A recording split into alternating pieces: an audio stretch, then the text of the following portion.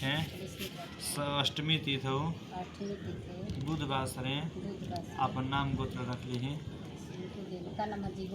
कश्यप स्थित वा अद्यत्यादि देश काल संकृत्य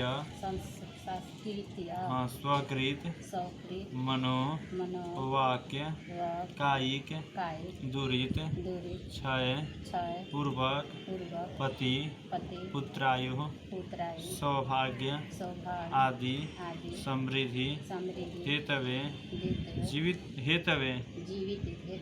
हेतवे जीवित पुत्रिका व्रतो उपवास तत्पूजम यथा विधि अहम संकल्पम कारिष्ये।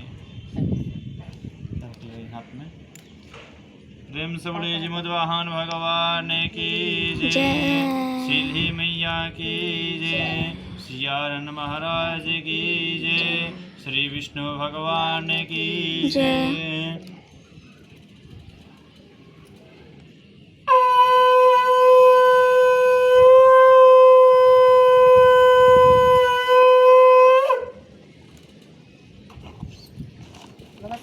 पैसा न डाला पैसा नहीं हमरा के कहत नहीं खाली अच्छा ले लेनी ए पूछो दे दारुणेश्व महाकाले समाप्तायो कलव युग सूतवाच द्वापरस्य। एक बार की बात है, एक समय नौवीं सारणी तीर्थ पूछती है, स्त्रियां लोग जो है वह सूत जी के पास में जा कर के क्या पूछती है कि कराल कलिकाल में इस कलयुग में लोगों के बालक किस तरह दीर्घायु रहेंगे। वह हमसे कहिए। सूत जी क्या बोल रहे हैं कि जब द्वापर का अंत और कलयुग का जब आरंभ हो रहा था, जब कलयुग का आरंभ था, उसी समय बहुत सी स्त्रियां लोग जो थी वह क्या की कि आपस में विचार कर रही थी। जो स्त्रियां लोग हैं वह आपस में क्या विचार कर रही थी और सलाह कर रही थी कि क्या इस कलयुग में उस निवासी में ऋषियों ने संसार के कल्याण के लिए सूत जी से क्या पूछ रही है कि हे सूत जी, कराल कलिकाल में लोगों के बालक किस तरह जीवित रहेंगे, सो हमसे कहिए। तो सूत जी क्या बोल रहे हैं कि जब द्वापर का अंत हो रहा था और जब कलयुग का आरंभ हो रहा था, उसी समय बहुत सी स्त्रियां लोग जो थी वह शोकाकुल स्त्रियां लोग ने आपस में क्या सलाह कर रही थी कि क्या इस कलयुग में माता के रहते जीवित पुत्र कैसे मर जाएंगे। जब वे आपस में कुछ लोग निर्णय नहीं कर सकी तो वह क्या करती है कि गौतम जी के पास में चल जाती। गौतम जी से क्या पूछती है, गौतम जी आनंद के साथ में बैठे थे, उनके सामने जा करके उन्होंने मस्तक झुका करके प्रणाम किया और प्रणाम करके सभी स्त्रियां लोग पूछने लगी कि हे प्रभु, इस कलयुग में लोगों के पुत्र किस तरह जीवित रहेंगे, उसके बारे में हमसे कहिए। कोई तप हो, व्रत हो तो हमें बताइए। इस तरह उनकी बात सुनकर के गौतम ऋषि क्या बोल रहे हैं कि आपसे मैं वही बात कहूँगा जो मैंने पहले से सुना हुआ है। गौतम जी ने क्या कहा कि जब महाभारत युद्ध का अंत हो रहा था और द्रोण पुत्र अश्वत्थामा के द्वारा अपने बेटे को मरा देख करके सब पांडव बड़े दुखी हो गए और पुत्र के शोक से व्याकुल होकर के द्रौपदी ने अपने सखियों के साथ ब्राह्मण श्रेष्ठ धौम्य के पास में चली गई। उसने धौम्य से जा कर के क्या कहती है कि हे विपेंद्र, कौन सा उपाय करने से बच्चा दीर्घायु रहेंगे, हमारे बालक दीर्घायु रहेंगे, बलवान रहेंगे, उसके बारे में हमसे कहिए, कृपा करके ठीक ठीक बताइए।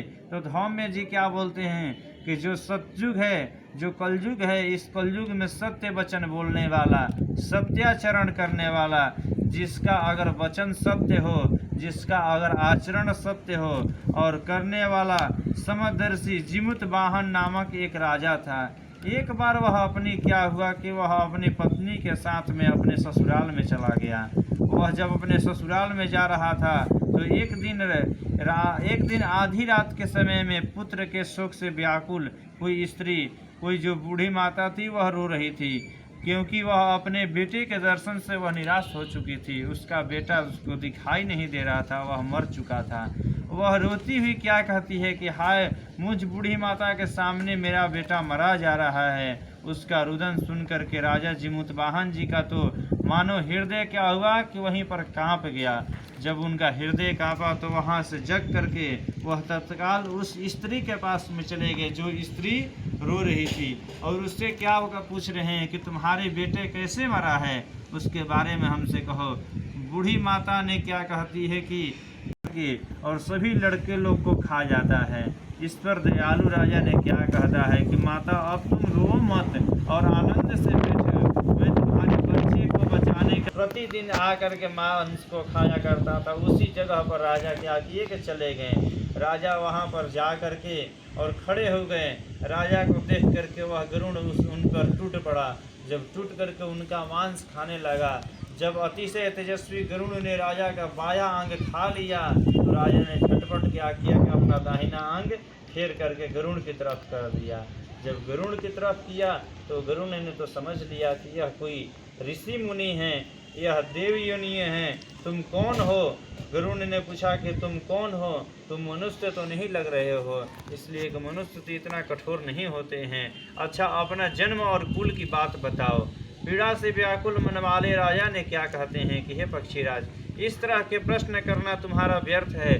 तुम अपनी इच्छा के भर मेरा मांस खाओ, अगर तुम्हें जितना मन हो उतना तुम मेरा मांस खाओ। तुम हमसे सवाल क्यों कर रहे हो? यह सुन करके गरुड़ रुक गए और बड़े आदर से राजा के जन्म और कुल की बात पूछने लगे। तब राजा ने कह रहे हैं कि मेरी माता का नाम सैव्या है, मेरे पिता का नाम सलिवाहन है, सूर्य वंश में मेरा जन्म हुआ है, जिमुत वाहन मेरा नाम है। राजा की दयालुता को देख कर के गरुड़ ने कहा कि हे महाभाग, तुम्हारे मन में जो कुछ भी अभिलाषा हो, तुम्हारे मन में जो कुछ भी इच्छा हो, वह वर मांगो। राजा ने तब क्या कह रहा है कि हे पक्षीराज, यदि आप मुझे वर देना चाहते हैं तो आप वही वर दीजिए कि आपने अब तक जिन प्राणियों लोगों को खाए हैं सभी लोग जीवित हो जाएं, वे सब लोग जीवित हो जाएं। तो हे स्वामीन, अब से आप आज के बाद से आप यहाँ के कितना भी कोई बालक खेलता दिखाई दे, आपको यहाँ के कोई बालक को खाना नहीं है। ऐसा उपाय करें कि सभी बालक लोग जीवित हो जाएं। यह बात को सुन करके वे क्या किए कि जो बहुत दिनों तक जीवित रहें, ऐसी बात जब वो नागलोक में अमृत लाने के लिए चला गया। नागलोक में जब गया और वहाँ से अमृत लाया तो अमृत को ला करके सभी मरे मनुष्यों के हड्डियों पर बरसा दिया। जब बरसाया तो सभी मरे जो मनुष्य है लोग सभी लोग जीवित हो गए और जीवित होकर के खड़े हो गए। राजा के त्याग से, गरुड़ की कृपा से